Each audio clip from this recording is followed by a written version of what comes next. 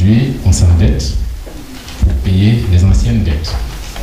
À chaque échéance, on prend un prêt pour payer l'ancien prêt. Et puis, comme les dettes d'aujourd'hui, ce sont les impôts de demain, nous payons la dette qui a servi à construire le plateau d'Abidjan. Nos enfants vont payer les dettes qui sont en train d'être contractées actuellement.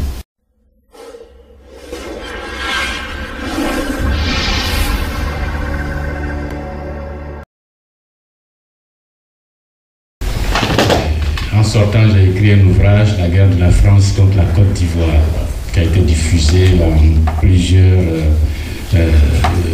milliers d'exemplaires. Mais je n'ai pas été suivi. J'ai expliqué à tout le monde, si vous rentrez dans ce tunnel, il n'y a pas d'autre issue, c'est fatal. Il y en a qui ont applaudi, mais quand le président Gbagbo est revenu, il a dit c'est un médicament amer, accepté, on va passer. On m'a laissé tomber, on a choisi le médicament amer, on a avancé.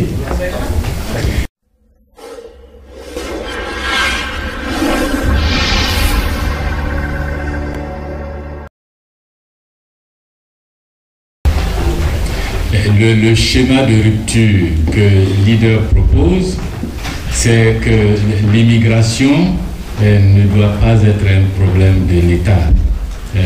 Si un immigré arrive, qu'il arrive à Abidjan ou en Côte d'Ivoire, qu'il veut faire de l'agriculture, il a besoin de terres. Pourquoi l'empêcher de venir développer la terre? Parce que si vous fermez la frontière à un Burkinabé, vous serez obligé de la fermer à un Français ou à un Anglais ou à un Chinois. Sauf racisme affirmé, une préférence clairement affirmée contre les Burkinabés. Sinon, vous acceptez les autres. J'arrive. Si. Non, j'arrive, j'ai compris votre question. Si nous donnons les titres fonciers aux familles, aux individus qui ont des terres, si M. Ouédraogo arrive et qu'il veut faire de l'agriculture, ce n'est pas à l'État de Côte d'Ivoire de l'installer quelque part. M. Ouédraogo va assoubrer, s'il s'entend avec M. Zawi sur le prix du lopin de terre ou l'allocation du lopin de terre pour faire son agriculture, il s'installe en dînant avec M. Zawi et ils font, lui gagne en cultivant, M. Zawi gagne en loyer ou en partage de récolte. Dans les régions où la Côte d'Ivoire a pu faire ça, vous avez vu qu'il n'y a pas eu de conflit.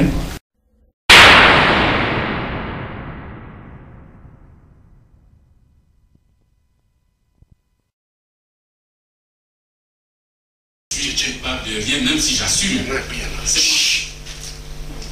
C'est moi. Alors autant vous pardonner à Gbagbo Laurent, je vous en prie. Je ne vous demande pas de me pardonner quoi que ce soit, mais au moins comprenez que s'il y a quelqu'un qui a été blessé tout au long de cette histoire, c'est quand même moi. Madame, j'ai été blessé. Moi, je suis allé à l'hôtel d'Ivoire en novembre 2004. J'ai convoqué Poncier et les généraux. Je les ai assis, je les ai confondus. J'ai donné la victoire militaire à Gbagbo Laurent. J'ai dit porter plainte devant la Cour internationale de justice. Il a dit qu'il ne portait pas plainte. Mais vous dites pas, il a envoyé un délégué à la RTI au journal de 20h pour dire je ne porterai pas plainte. J'ai dit à Maître Hamza, si vous la connaissez, posez-lui la question. Elle était à Bruxelles avec le décret, avec le député secret Richard. Je leur ai dit, de là-bas faites une conférence de presse, nous porterons plainte. Ils sont passés à la télé pour dire non. J'ai écrit un article publié, on va porter plainte. On a dit non. Bon, enfin, moi j'ai pas. Là, quand même, madame, là, je continue. Je ne suis pas une pièce de méchant, je n'accepterai pas ce rôle. Sinon, alors, si la France choisit Koulibaly comme pièce de réchange, c'est qu'elle a décidé d'en finir avec les relations incestueuses qu'il y a entre la France et l'Afrique. Deuxièmement, qu'est-ce que je fais pour Simone Gbagbo? Je fais le plaidoyer que j'ai toujours fait. Vous ne m'entendrez jamais dire libérer Simone Gbagbo ou libérer Gbagbo. Mon plaidoyer, c'est qu'il faut aller à une justice équitable. 3 armées se sont battues en Côte d'Ivoire. 3 armées ont commis des crimes, ou sont soupçonnées d'avoir commis des crimes. Quel que soit le lieu de ces crimes, il y avait l'armée régulière de l'État de Côte d'Ivoire, les FANCI, et puis qu'on appelait les FPS. M. Gbagbo Laurent a été arrêté pour assumer les crimes qu'on peut reprocher à ces FANCI.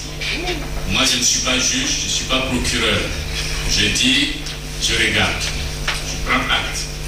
Mais Soro Guillaume est président ou secrétaire général du FPCI. Il a créé et organisé les forces armées des forces nouvelles, dont les crimes sont répertoriés, connus par les différentes commissions d'enquête.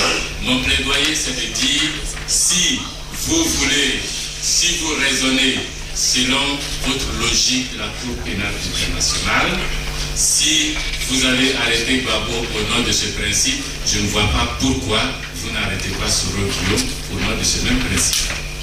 Alassane Ouattara, force républicaine de Côte d'Ivoire, une armée créée. Les crimes de ces armées sont répertoriés, connus. Et mon plaidoyer, et je l'ai dit, je l'ai écrit partout, en tant que chef de cette armée, il doit rendre compte des crimes de cette armée. Pourquoi vous ne l'arrêtez pas? Mon plaidoyer, c'est une justice équitable. Vous l'avez acheté.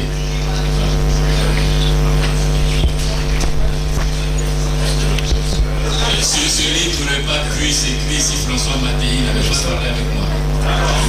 C'est moi qui ai présenté François Mattei à Gbagbo.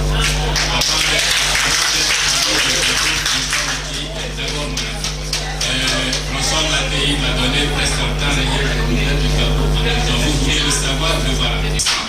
Mais vous, les militants, vous vous comportez dans les partis comme c'est vous les mêmes qui me demandiez pourquoi lui là même il est comme ça. Quand Gbagbo dit et il dit demain, vous étiez là. Vous étiez là quand enfin, quand je signalais allô, vous étiez là. Vous avez fait quoi? Est-ce quel jour vous avez dit à Gbagbo, monsieur, si vous allez à ces élections sans désarmement, on ne vous suit pas? Vous avez dit ça combien de fois? Moi, je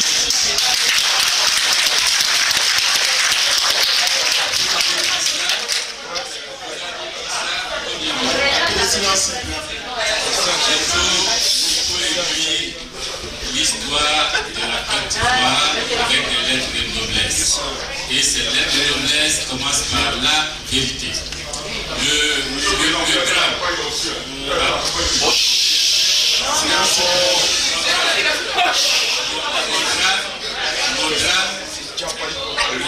C'est que j'ai écrit part de cette histoire-là. Parmi tous les compagnons de Gbagbo là, vous ne trouverez pas un qui a plus écrit que moi. À chaque étape de l'histoire, j'ai laissé des traces. Donc si vous voulez, vous allez reprendre les anciens écrits et puis j'ai battu campagne pour Gbagbo. Il a gagné à Koumassi au premier tour. Au second tour, il a perdu. À Koumassi. Donc, j'ai fait ma part de boulot. Et d'ailleurs, je vais aller plus loin, je vais aller plus loin. Trouvez-moi un seul des compagnons de Gbagbo Laurent qui peut s'arrêter et dire que lui, il a mouillé plus de maillots que moi, Mamadou Mbala. Un seul que vous pouvez présenter. Lui, il a mouillé plus de maillots que vous. Je ne me vante pas, mais moi, quand on disait il y a le feu, les gens courent pour aller sur Gbagbo, moi je vais éteindre le feu d'avoir un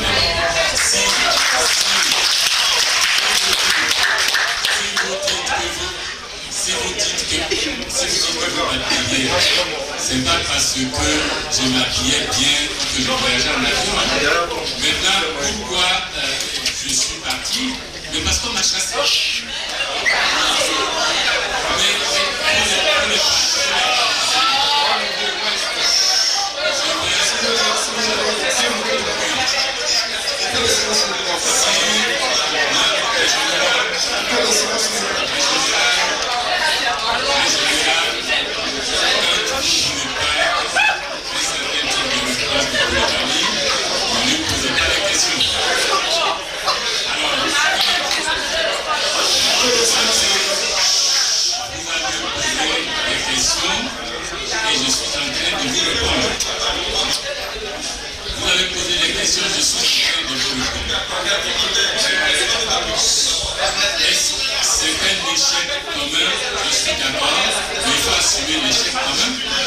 pourquoi, après l'échec commun, vous vous êtes tous mis à dire la faute vient de Koulibaly. C'est la faute vient de Koulibaly. Il y en a même qui ont dit pourquoi lui, on ne l'a pas arrêté. Ah, il a un autre Djoula, c'est pour ça on l'a pas arrêté.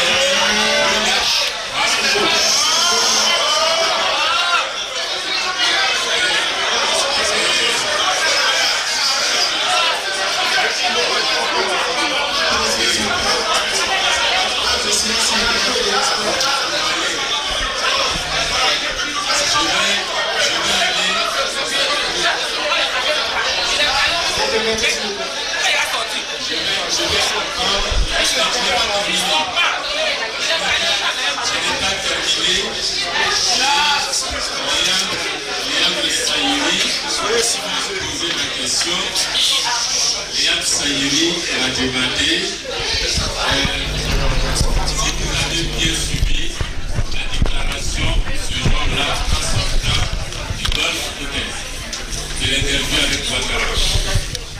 C'est sur Internet, vous pouvez aller j'ai dit que le président Ouattara m'a informé que Yaoundé et au Ghana, il arrive bientôt pour nous investir.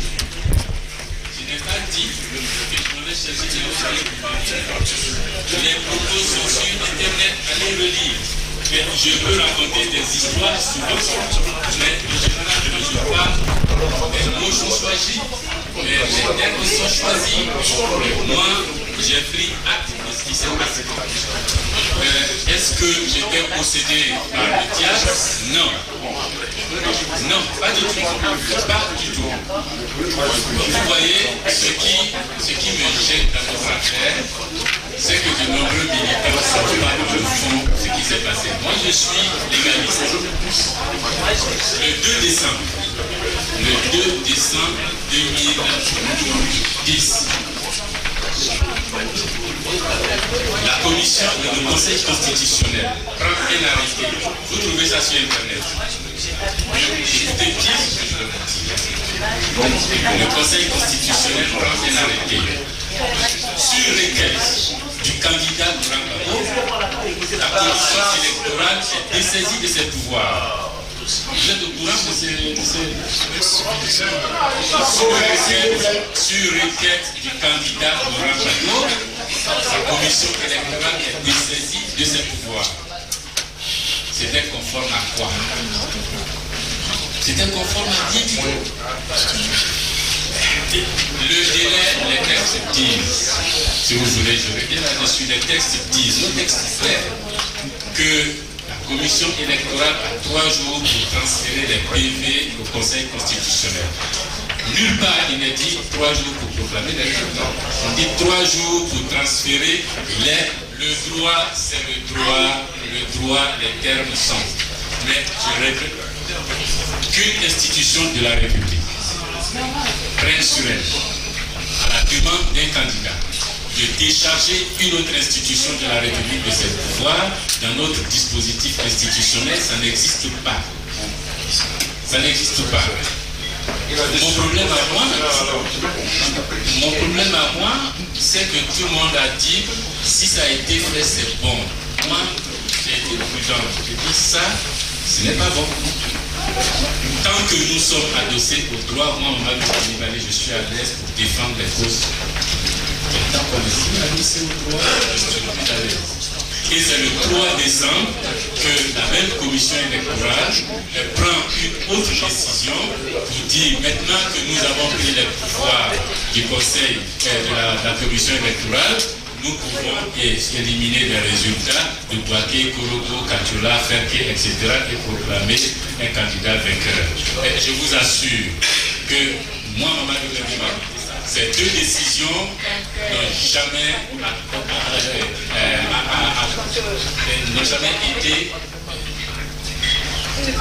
fait partie de mon consentement, de mon assentiment, n'ont jamais obtenu cet assentiment. Pour moi, ce n'était pas la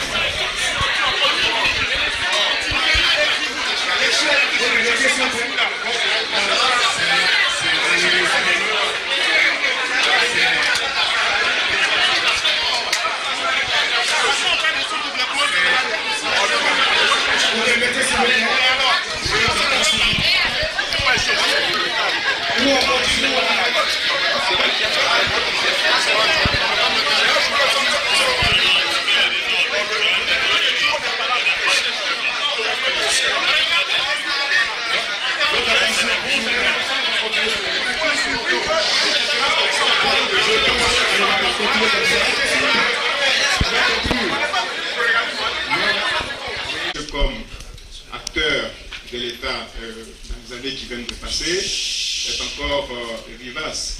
Il a parlé du général Poncet, du dialogue qu'il avait engagé et contraint la France à reculer lors de sa tentative de coup d'État. Il a évoqué également dans cette même période la mission envoyée par le président Gbagbo à la Cour internationale de justice. Ce n'est pas un mensonge, puisque moi-même j'étais membre de cette délégation. Le président Gbagbo a d'abord signé le décret pour nous autoriser, s'il vous plaît,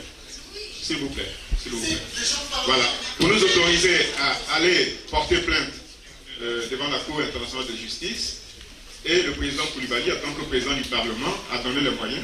Je me souviens encore que nous avons même été escortés, le vice-président secret et moi, Maître Hamza, jusqu'à la frontière du Ghana par l'armée ivoirienne. Et ensuite, nous avons pris un vol KLM pour Amsterdam. Et le lendemain, nous étions à Bruxelles. Et nous envisagions donc un mardi d'aller à la CIJ quand Radio France Internationale a annoncé que la mission qui avait été envoyée par l'État de Côte d'Ivoire était finalement annulée, etc. On nous avait promis à l'époque une commission d'enquête en France et on nous avait dit que celle-ci ne pouvait pas se faire concomitamment à une plainte devant la Cour internationale de justice. Donc je pense qu'il faut être mesuré. Parce que nous battons pour la démocratie. Nous battons pour la démocratie. Il faut accepter que des frères créent des partis politiques. Nous sommes de la même famille politique de M. Coulibaly, même s'il a choisi de créer leader. Donc je pense qu'il faut être mesuré et ne pas oublier le crédit de ce qu'il a engagé pour la Côte d'Ivoire. Ça c'est quand même important. Parce qu'on a la mauvaise habitude, je le dis parce qu'on est tous victimes de la même maladie, on est rapidement brûlé les idoles qu'on a adorées hier. Et ça je ne suis pas d'accord. Et puis il a quand même été la deuxième personnalité de l'État et le minimum c'est le respect s'il vous plaît. Parce que tous nous partons de scandale. Le respect aux personnes qui incarnent ou qui ont incarné la République. Et si on aime Laurent Gbagbo, ce qui n'est pas une obligation absolue, c'est quand même de faire en sorte que ceux qui ont été ses collaborateurs méritent le respect, voilà, qui s'impose. Donc, je tiens à tenir aussi de beaucoup de choses, et je pense qu'on ne va pas tout étaler, mais ce que j'ai entendu ici, Coulibaly l'a dit, qui a dénoncé la refondation, c'est-à-dire l'alliance entre les rebelles et ce qu'on appelle les fondateurs, c'est bien lui. Qui a dénoncé la corruption? Non, attendez, c'est une contribution. Voilà. Donc, il faut avoir allié cela.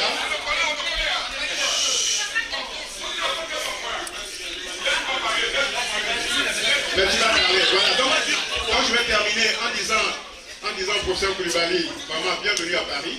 Parce qu'ici, on est comme ça. Voilà. À Paris, on est comme ça.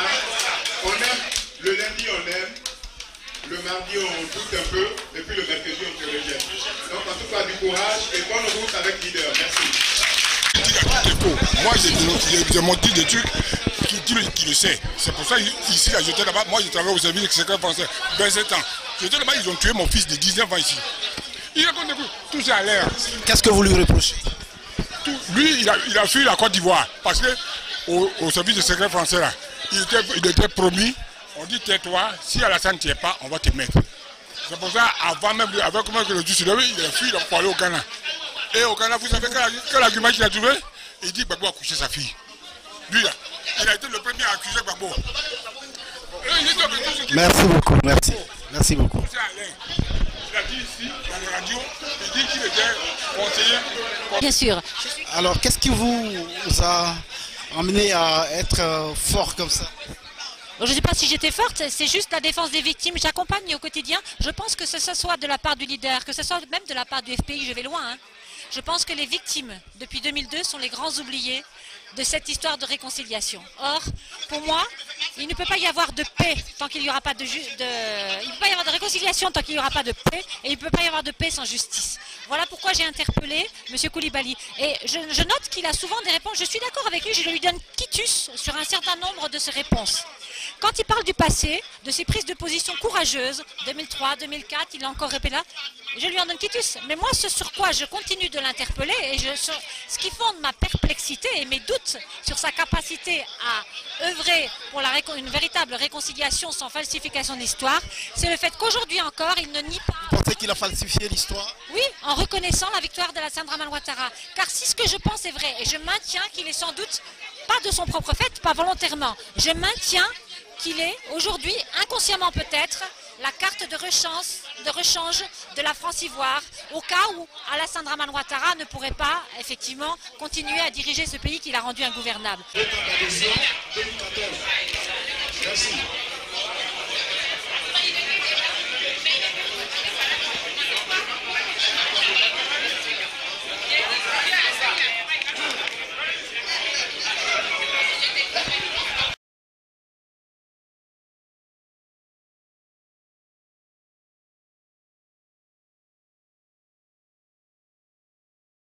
Voilà, M. Koulibaly, je l'ai invité avec la coordination de France pour qu'il vienne préciser le fond des idées qui fondent son parti. Bon, vous avez compris, il a exposé tout ce qu'il veut faire pour la Côte d'Ivoire. Ensuite, bon, il y a des satisfaits comme d'habitude et des insatisfaits. Tout ça, ça se gère. Alors, comment vous gérez le parti en France? Voilà, je gère le parti leader en France avec le bureau de la coordination que j'ai mis en place. Et donc, nous sommes représentés essentiellement en Île-de-France, Paris, et puis bon, on essaie maintenant de faire des comités à Marseille, à Lyon, où on a été déjà l'an dernier. Bon, je pense que tout fonctionne, seulement les Ivoiriens, comme vous le savez, ils sont très difficiles à mobiliser. Mais on ne perd pas confiance, on continue. Est-ce qu'avec ce que nous avons vu ici, là, vous allez arriver à mobiliser un grand nombre d'Ivoiriens autour de votre parti? On s'y attendait. On s'y attendait parce que le leader de notre parti, vous voyez tous les a priori qui lui sont prêtés. Et donc, il lui appartient de nous donner les mots d'ordre pour pouvoir expliquer tout ça et que les gens puissent réellement savoir qu'il aime la Côte d'Ivoire, il veut la servir et qu'il est légitime aussi pour proposer un projet, c'est ce qu'il fait. Alors, un appel à lancer? Oui, naturellement, j'appelle tous les Ivoiriens qui pensent comme lui et qui savent que la Côte d'Ivoire n'est pas liée à un individu. Mais la Côte d'Ivoire, c'est tous les Ivoiriens qui sont légitimes, qui veulent la servir, qui doivent la servir. Donc, je lance un appel à tous ceux-là, qu'on sorte de l'émotion et qu'on aille vers la réalité. Comme l'a dit Mamadou Koulibaly, il faudrait qu'on oublie les querelles et puis bon, regardez ce qui nous rassemble mieux, c'est la Côte d'Ivoire. Je vous remercie.